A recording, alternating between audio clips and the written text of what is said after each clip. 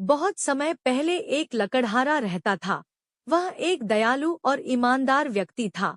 वह केवल सूखी शाखाओं से लकड़ियां काटता था और उन्हें जलाऊं लकड़ी के लिए बेचता था।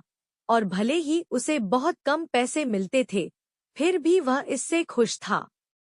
एक दिन जब वह नदी के पास एक पेड़ की सूखी शाखाएं काट रहा था तो उसका हाथ फिसल गया और उसकी लोहे की कुल्हाड़ी नदी में गिर गई। वह नदी में कूद गया और अपनी कुल्हाड़ी खोजने लगा, लेकिन वह उसे मिल नहीं सकी। वह नदी के किनारे बैठ गया और रोने लगा, क्योंकि उसके पास जो एकमात्र कुल्हाड़ी थी वह खो गई थी और उसके पास नई कुल्हाड़ी खरीदने के लिए पैसे नहीं थे। जंगल की परी यह सब देख रही थी। उसे लकड़हारे पर दया आ गई और उसने उसकी मदद करने की सोची। वह उसके सामने आई और पूछा कि वह क्यों रो रहा है। लकड़हारे ने कहा कि उसकी कुल्हाड़ी नदी में गिर गई है। अब वह कुल्हाड़ी के बिना कोई लकड़ी नहीं काट सकता और उसके पास नई कुल्हाड़ी खरीदने के लिए पैसे भी नहीं हैं।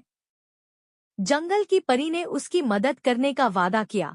वह नदी में कूद गई और एक चांदी की कुल्हाड़ी लेकर वापस आई और उससे पूछा कि क्या यह उसकी कुल्हाड़ी है।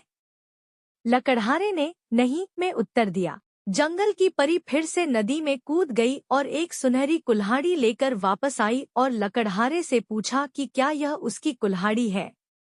लकड़हारे ने नहीं में उत्तर दिया और कहा कि उसकी कुल्हाड़ी एक पुरानी लोहे की कुल्हाड़ी है।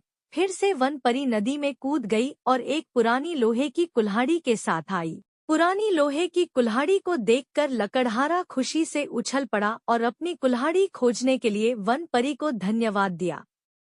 जंगल की परी लकड़हारे की ईमानदारी से बहुत प्रसन्न हुई और उसने कहा कि तुम्हारी ईमानदारी ने मुझे खुश कर दिया है, इसलिए सोने की कुल्हाड़ी और चांदी की कुल्हाड़ी मेरे उपहार के रूप में रख लो। और वह गायब हो गई। नैतिक ईमानदारी का फल हमेशा अच्छा होता है। मेरे चैनल को सब्सक्राइब करें। यह मुफ्त है और ऐसी अच्छी नैतिक कहानियाँ देखें।